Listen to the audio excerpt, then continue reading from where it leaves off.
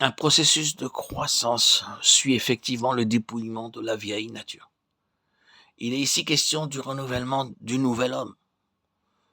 Toute colère, toute animosité, toute malice, toute moquerie, toute parole déshonnête doivent être rejetées.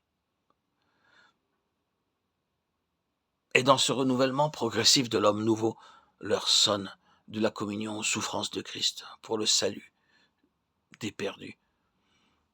Alors, l'être intérieur tout entier, animé des compassions de Dieu, sera peut-être amené à plaider pour une nation comme Jérémie, ou bien à travailler à la formation de Christ dans les âmes, comme l'apôtre Paul, ou encore à manifester l'amour de Dieu envers les autres, à être bon, compatissant, à pardonner comme Dieu nous a pardonné en Christ. Éphésiens 4, 32. Il ne pourra pas fermer ses entrailles aux frères dans le besoin. 1 Jean 3, 17. Il ne pourra pas non plus négliger de prier pour les autres avec la tendresse de Jésus-Christ. Philippiens 1, 8. Enfin, il est prêt à donner sa vie aux frères, à exercer la miséricorde envers tous, bien qu'aimant davantage, il soit moins aimé. Comment cela se peut-il faire? Par la foi. Celui qui croit en moi, dit Jésus, il y a là une foi qui unit celui qui croit en son Sauveur. C'est plus qu'un acquiescement mental, plus que le fait de croire à une autre personne.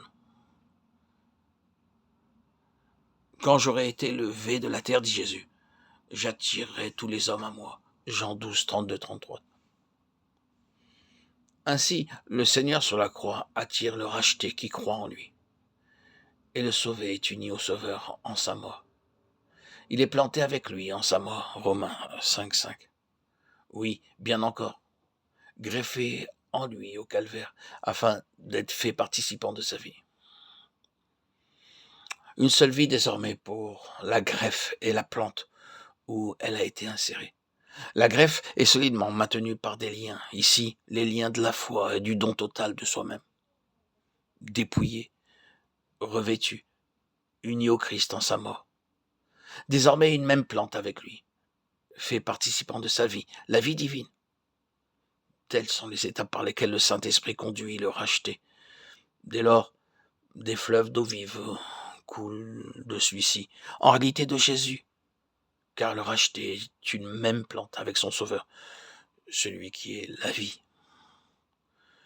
Uni au cœur brisé du Sauveur en faveur d'un monde perdu, le racheté est constamment livré à la mort pour l'amour de Jésus, afin que la vie de Jésus puisse être manifestée dans sa chair mortelle. La mort agit en nous, mais la vie en vous, dit l'apôtre, la vie du Christ en abondance en faveur des autres.